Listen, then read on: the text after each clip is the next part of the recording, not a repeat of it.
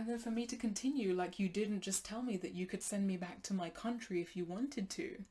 That was when I realized that I can't stay in South Korea. And hello, welcome. My name's Deandra, and today I'm going to be telling you the story of how my Korean employers tried to deport me from the country. It's going to be so much fun, but what would make it even more fun is if we made it into a game. So I have a bottle of Prosecco, and I've got some orange juice. I'm going to make some mimosas. We are going to cheers with an alcoholic or non-alcoholic beverage. Mine is non-alcoholic only. We're going to cheers every time someone quits. It's going to be so much fun. Are you excited? I'm excited. I was already living in South Korea at the time. I moved there in 2019, January 2019, and I worked in Jeollabuk-do at a small hagwon. Didn't see myself staying there long term. I found a new job in Chungcheongnam-do, and I signed a contract to start working in February 2020. I go up to Chungcheongnam-do to the school on Friday. However, they don't have accommodation for me because the old teacher, the teacher that I would be replacing, was still in the apartment because she was still working. So I had to stay in the guest bedroom of my managers. Anyway, Saturday, she moves out, I move in. Teacher number 1 has quit. After a few weeks, I realized that I did not want to stay at the school. And it took a long time to realize my self-worth. So we're in June at this point, and teacher number 2 has quit. Korean teacher, she has quit, good for her. And I gave in my letter of resignation to leave in August. Okay, so according to my contract, it says he or she must inform the employer within 2 months of the date when they wish to quit. The teacher must also receive a written agreement on that situation from the employer. The employee will be required to work until a new employee will arrive for a maximum term of 3 months. As teacher number 3, Korean teacher, cheers, she gave me some advice. Definitely have a backup, because for her, she was told to pick up and leave incredibly quickly. The teacher must also receive a written agreement on that situation from the employer. I received that written letter signed saying, do I have it here actually? I do! It says, to whom resigning from our school, the fall semester of 2020 will begin in July 1st. For this reason, the Academy will find a replacement for you who can start ASAP. Thus, you would only be needed to work up to July. Because of that, I found a new job incredibly quickly, but they still had not found a new teacher by the end of June. July rolls along, and I asked if they had found a new teacher and when I would be able to leave. This is when I get a Kakao Talk message, not a written letter, not an email, a Kakao Talk message asking me to stay until September. However, as I had received this letter, I said that I had already found a new job, I had already found new employment, and I would not be available in September. Up to then, August, fine. July, fine. However, September, I would no longer be available. That is when I find out from my new employer that quitting is not that easy in South Korea, because you need permission to quit. As it states in my contract, you need written permission, right? However, not just for the contract, for your visa. My school was refusing to give their permission for me to quit. They refused, okay? I needed 2 documents. I needed a transfer agreement saying that I could leave this school and move on to this another school, and I needed a written agreement, which I believed that I had. I believed that this letter here was the written agreement. I decide to confront my employers and ask them why they would not give me the transfer agreement, and considering they had already given me the written agreement. This is when I find out, it's July at this point, this is when I find out that this written agreement is not official. It is a written agreement. It is signed by management, and they said it's not official because it doesn't have the date on it. No, late July, the 25th of July, I get another letter telling me to move out within 3 days. You're confused, aren't you? You are incredibly confused because I had just received a Kakao Talk message asking me to stay until September. I too am confused. This is what I wrote. I have received your letter and I am lost for words. The last communication we had before receiving your letter, very late on Friday night, it was left on my desk at the end of my shift after I'd put on my coat after my last class, Friday night. So they had told me to move out within 3 days. However, on my last day, on Tuesday, I would have to bring all of my luggage to work, leave them at work while someone went to my apartment to do the check to see if it's clean, if anything's broken, etc. It was incredibly ridiculous. I continue to say, due to your actions and inaction, my new school decided to cancel my contract this past Thursday.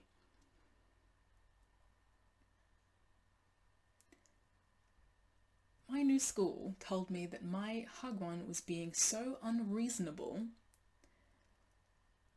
that it was stressing them out and they needed a new teacher stat because I was supposed to be covering someone going on maternity leave. Taking so much effort and so much time that they were better off finding a new teacher completely. I continue to say, as I now have no job lined up, no guarantee that I will actually receive an official transfer agreement and release letter on Tuesday, my last day, and because of the coronavirus situation, I cannot and will not immediately leave my apartment or the country, because now they're trying to force me out. They asked me to come in for a meeting so that we could talk about this. This is before work starts. Bear this in mind. This is before work starts. They said, what do you want from us? What do you need? I said that I need the things that I've been asking for this whole time. A transfer agreement signed, and I need an official, whatever that means, written agreement that I can leave. And they said, fine, we'll give those to you, but we want you to complete a written report on every student that you have taught. I want you to have something for the new teacher so that they can get a leg up. I didn't get any help. Why should I do this for the new teacher? Why should I write reports on every single student for the new teacher? And they said, well, it's a nice thing to do. And I was like, well, no one did that for me. Obviously, I had done it already because I wanted the new teacher after me to have some help because I'm a nice person. That's what you do, things because you're nice. You do things because you want to, not because you have to, not because you're contractually obligated. I taught a lot of kids. That would be a lot of work for me to maybe in my head, it was maybe get these 2 documents, because for them to give me this, say that it was the written agreement, and then a few months down the line say that this was unofficial, is unfair. I didn't trust that they would give me anything official. So I said, I want those documents before I do you this favor, because I don't have to do it. It doesn't say in my contract that I have to do it. It doesn't say that I need to do this before I leave. It doesn't say that I need to do this before I get anything. They were trying to bribe me. Do this and then we'll give you this. So I asked for those 2 documents and they said, no, because what if you decide not to do them? And I said, okay, well, what if I do these things, write these reports, and you decide not to give me the documents? And then what if the new school, refuses to accept these documents because it's too late? They've already annulled the contract. What if they no longer want to take me? I asked if I would like to stay and complete the contract, like read the room, really. That's when it seems some true colours came out. They were Korean and I was a foreigner, and they could get me out of this country if they wanted to. They were no longer the really nice, caring people who invited me around for dinner. And then near the end, he started screaming at me in Korean. This is an official meeting with your English teacher. You should not be using this time to shout abuse at me in Korean, a language that I don't fully understand. And he said in Korean, because my Korean is okay, but I had only been studying for a year and a half at this point. And he said in Korean,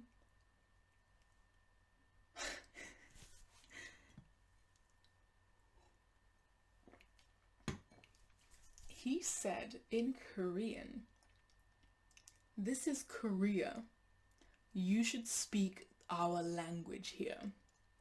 I'm not gonna say that he's wrong, but that really, it's incredibly malicious. The bell rang for class and he looked at his watch and said, does she have a class? To his wife, does she have a class? And she said, yes. Go teach your class, we'll continue this later. And Sorry? When will we finish with this conversation? Now you have a class. We don't have time to talk now. I was like, no. We didn't finish anything. Do you really think that I'm going to get up and go and teach 7 classes back to back with no real break? And then for me to continue, like, you didn't just tell me that you could send me back to my country if you wanted to. Tell me again. You Tell me that I'm a foreigner and I should get out of Korea. Tell me that you're going to go to the police and call on me to try and get me out. Tell me. I didn't say that. Yes, you did. Oh. And he said, what, you're not going to work today? And I said, no. According to the Labour Administration Office, I don't have to work today. And he said, fine, don't work. I said, okay. Okay. Then leave here. It's like, okay. So I got up and I left their office. I went into the teacher's room and picked up my stuff. The other teachers obviously know what's going on because it's been months. We were making bets and jokes about who was going to quit next. So when I went back in the room, they were like, are you quitting? Are you quitting? And I was like, yeah. And they were like, good for you, bye. Like, we were all in on it. They knew what was going on. And so I knew that if I were to leave, if they were to tell me, order me to leave, that I would have won in a sense. They didn't have a teacher to teach any of their classes that day. Managers, the female manager, why she didn't teach my classes before, so that I could go to my new job. Why she couldn't do it? She said that the parents had complained about her, that they didn't send their child to an English Hagwon to get taught by a Korean teacher. They wanted a native. And then when I said, oh, in my head I was saying, oh, I can't believe that even the parents didn't like you. That was my oh. She took it as, oh, that's why I'm so sorry. Because she looked at me and said, yeah, you're being selfish. Not everything is about you. 그럼 비자 죽어버려. 비자가 죽으면 안 되는 거죠. 그러니까 다른 데 못 가면 그 바로 나가야 돼. 얘는. I went to the immigration office in Daejeon, and on my way, they got another teacher to call me, asking me to come back. They were like, class is starting, can you come back? And I was like, no. They told me to get out. They told me to leave. They told me that I had to move out by the next day. Okay, so I have to go back and pack. And she was like, Deandra, I know that something's happened. They were emotional. They didn't mean it. And I was like, no, because they told me that I was being emotional, that I was being unreasonable, that I was being selfish. They were being emotional, they were being unreasonable, and they were being selfish. And they asked you to do it for them because they knew that I would pick up if it were you. And I did. They didn't even have the guts to apologize. So don't tell me that they felt bad. Don't tell me that they were sorry. Don't tell me that they didn't mean it. They can tell me that they were sorry and they didn't mean it. Okay, that's the document that I got. They suggested I get a D10 job seeking visa. And I asked, okay, how do I get that? They said that someone has to sponsor me and give me permission for me to look for a job. Korea, why? You can quit my job now. You can go to this new job now. You can look for a job. You need someone to allow you to have any sort of freedom. Legally, according to the Labour and Administration Office, I could legally have moved out. I could legally have left at any point after I had given in my letter of resignation. Anyway, that was a cheers to me.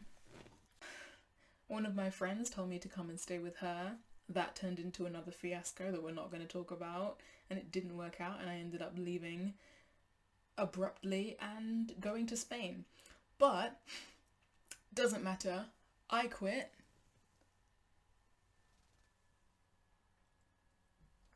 Second foreign teacher and Korean teacher, me. 4 teachers. It's July. This is from February. February to July, 4 teachers, 2 foreign, 2 Korean, have quit.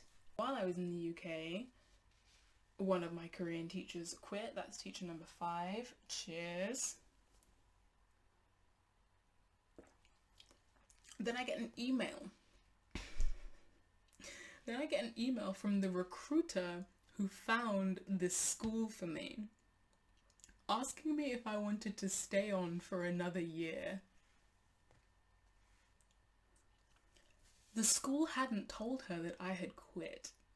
The school hadn't told her anything that had happened. She had emailed me asking if I was having a good time, and I emailed her back saying, girl, I don't know what, obviously I didn't use that much AAVE, but so I replied to her email letting her know everything that had happened incredibly briefly, the too long don't read version, and she responded around Christmas. This is around December 2020 time, so a few months after I had left South Korea.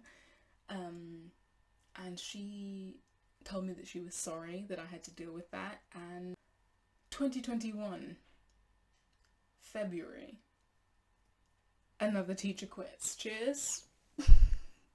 That's teacher number 6. And this is a whole year. A whole year after the first teacher had quit.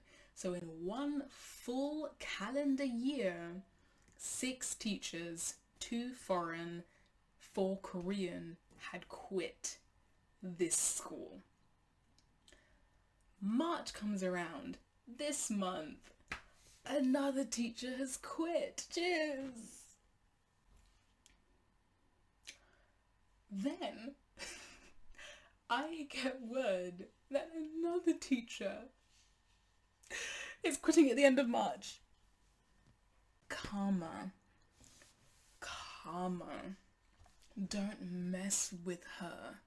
8 teachers in 1 year and 1 month. That is 8 teachers that have quit, that do not like your school, do not like working for you. That's a problem. Cheers to all of the 8 teachers who left that school, and cheers to them for having, cheers to us for having the confidence to say, nah, I'm good, cheers.